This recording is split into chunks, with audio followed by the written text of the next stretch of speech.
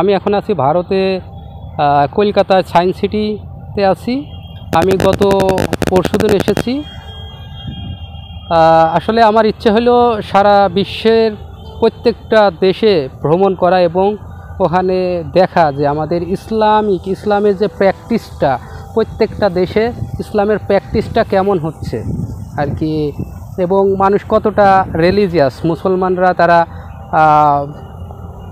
Special আর কি, frankly বলতে গেলে যে তারা কতটা আর কি পিওর মুসলিম, যে তাদের দ্বারা আসলে ইসলাম প্রতিষ্ঠিত করা বলেন বা ইসলাম ঐক্যবদ্ধ কতটা সম্ভব, আসলে এগুলা বিষয়ে আমার জানার খুব ইচ্ছে আর কি।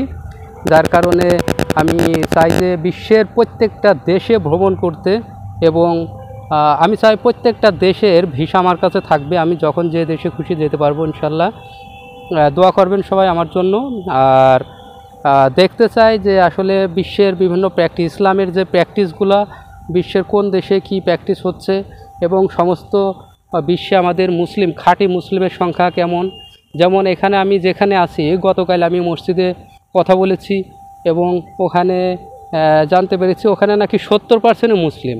আমি যে এলাকায় আছি ওখানে এই যে নিউ মার্কেটের পাশে আছি কলকাতা, ওখানে আমার হোটেল, ওখানে আমি যা শুনলাম যে 70% মুসলিম আর কি ওখানে বসবাস করে।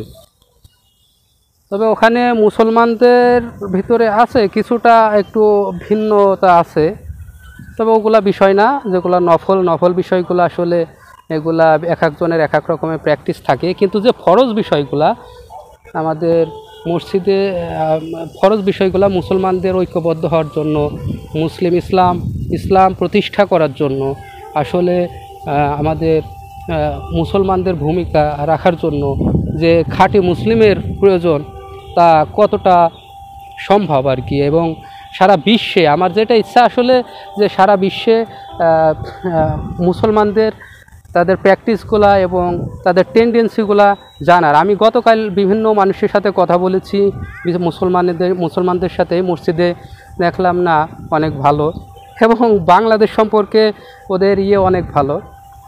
ওরা দেখলাম অনেকে দুশ্চিন্তা করতেছে যে আবার শেখ হাসিনা নাকি শুনলাম আবার দেশে যাবে, আপনাদের দেশে বাংলাদেশে, তবে স্বৈরশাসক।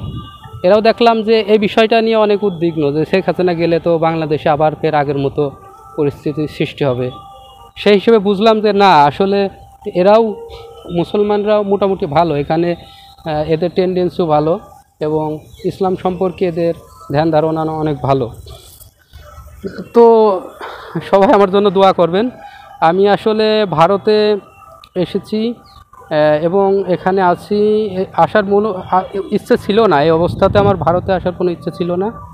তবে ভারতে আসছি কারণ অন্য দেশের ভিসা পেতে হলে ভারত, নেপাল, ভুটান, তারপরে ছোটোখাটো কয়েকটা দেশ ভ্রমণ না থাকলে ভিসা দিতে চায় না, নইলে আমি এই জন্য আর কি ভারতে আসা। তাছাড়া আমি চাচ্ছি বিশ্বের সমস্ত দেশে ঘোরা এবং দেখা যে আমাদের ইসলামিক